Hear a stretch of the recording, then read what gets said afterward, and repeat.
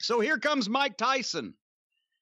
It didn't have the same effect on business as, it's Austin and Tyson. It's Austin and Tyson. For the TNT title and decorative hubcap, Cody with... What? No, it was... I mean, I know now they're saying the title wasn't finished, but what an ugly... What are they going to do? Remake it completely?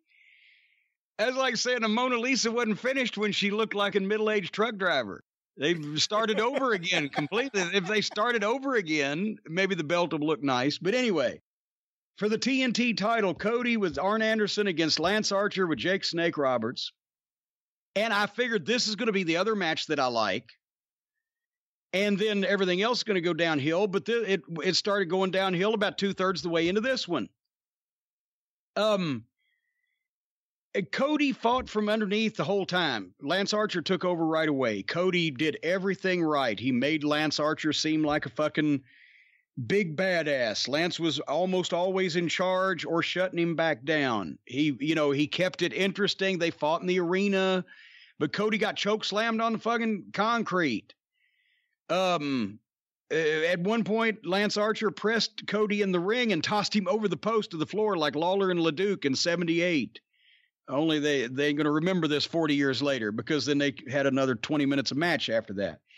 And Lawler went to the hospital. But anyway, I digress.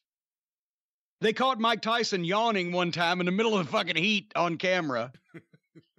But Archer stayed on him. Whoever that big swole idiot is, they've got the boys and girls in the crowd.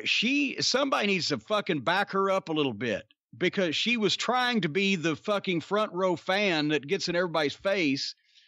But she was in Lance Archer's face with her screaming at him with her fucking finger, etc. Yes, if she's not a fan, and he knows that. If it was a fan, fine.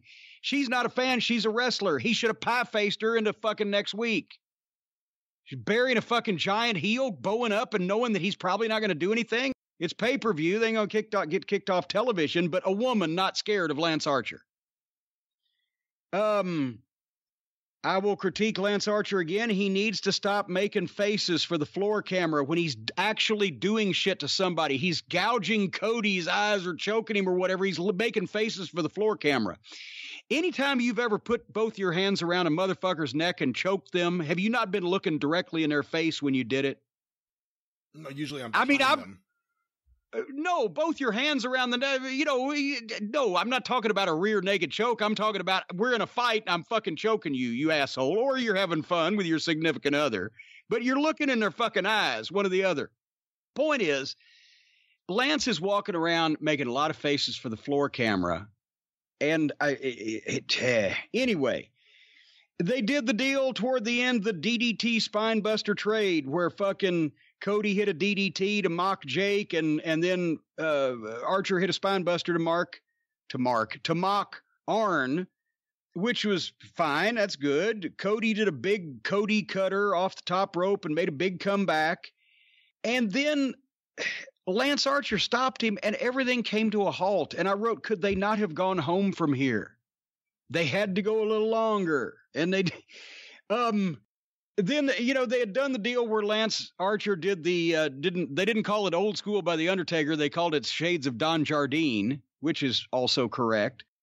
But Lance did the rope walk early, holding on to Cody's hand, right? And rope walked and then came off and hit the moonsault, which, okay. Okay. Right, that was fine. But then he takes Cody's hand again and rope walks from buckle to buckle and then stands there. He's got Cody's hand, but he's looking directly over the ring post while Arn Anderson walks up the stairs, and he's looking at him and sweeps Lance Archer's feet out from us so he can crotch himself on the top turnbuckle. He was looking at him, and he stayed there for Arn to do that. Was that not a buzzkill? Was it just me? Now, by the way, why was Jake distracting the referee? Well, he was trying to say, hey, referee, look, they're trying to do some shit behind your back. And, of course, the referee had, but yeah, it just... So, boy, the last 5 minutes, if they'd have just gone on. But anyway, Cody at that point, barely hit a reverse superplex on Lance Archer, because I know Cody's a tall guy, but Lance is so big and tall. That's a fucking, it was a little hairy there on the turn. I don't know why they have to do reverse superplexes instead of just superplexes. Because somebody in a spot somewhere this night killed the fucking superplex when they did that stupid thing where you give a guy a superplex and then he hooks your fucking legs because the impact didn't bother him at all. Anyway, then here comes the second referee. Stooges aren't off for doing what he did. He gets kicked out of ringside and Jake gets kicked out of ringside. And once they both get kicked out of ringside, then Lance Archer hits a big old German suplex and he starts waving for Jake to come out. And Jake does come out. They just kicked him out of ringside. And then why didn't fucking Arn come back? Arn didn't come back because it wasn't the spot. Jake comes out with a bag that allegedly has a snake in it, but it didn't really have a snake in it. But he had a bag, and then Tyson gets to block him off, right? So that's Tyson's spot. Literally 30 seconds. Arn couldn't have got, I know Arn, he doesn't move that quick on stairs anymore. He couldn't have got down the stairs from the gorilla position, and Jake's already back out after getting kicked out of ringside. Anyway, that's the spot where Tyson blocks him off. He did not hit Jake. Apparently, Jake told Tyson, I didn't sell Muhammad Ali in the Superdome, motherfucker. I'm not going to sell you either. I guess that's what he said. So then Lance Archer, while there's this distraction, Lance Archer grabs Cody, turns him toward the ropes that he wants him to go to, and by his hands on his shoulders, and does the head palm shoot off, and Cody went with it. Right then, I wanted to fucking shoot my television. And Cody comes off the ropes, and they do a fucking thing, flip, and Cody hits the crossroads 1, 2, 3. First 2/3 of it was great. It went too long after that, and the finish was not good because it didn't make sense. And Lance Archer, again, Lance, I remember you from TNA. We've had a number of wonderful conversations. I will hunt you down if you don't quit doing that fucking head palm shoot off, that phony bullshit that not only kills your opponent, but kills you. And every time you do it, instead of the people paying attention to what you're fucking doing, are sitting there looking at each other going, did you see that? That was fucking fake as shit. And not paying attention to what you're doing. All right. What'd you think? Well, first I'll give a positive. I think that the AEW fans, if they were actually in a building watching this match, they probably would have gone crazy for it because, you know, it's free pass Cody. Cody gets a free pass from everybody for his matches. And I don't even say that as a bad thing. The fans are invested in him, the AEW fans.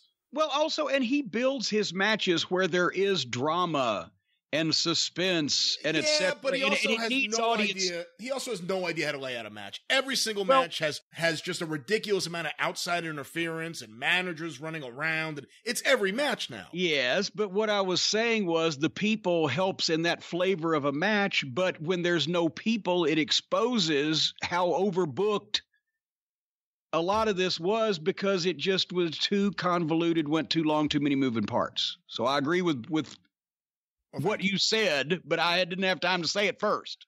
And I guess I just thought it would have been a different kind of match.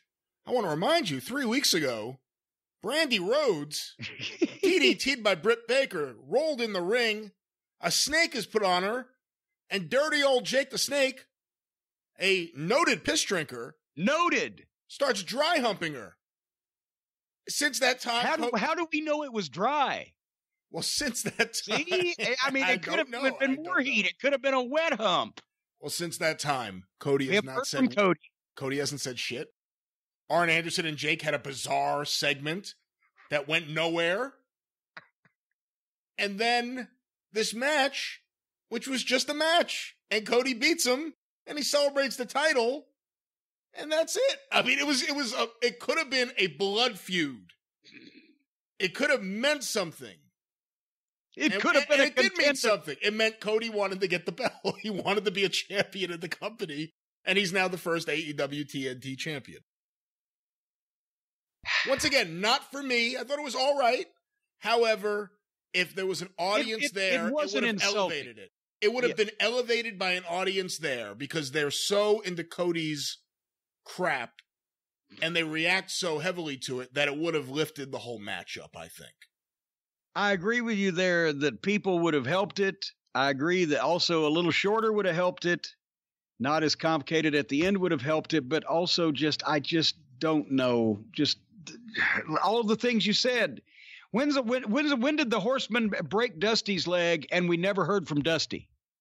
Right, exactly.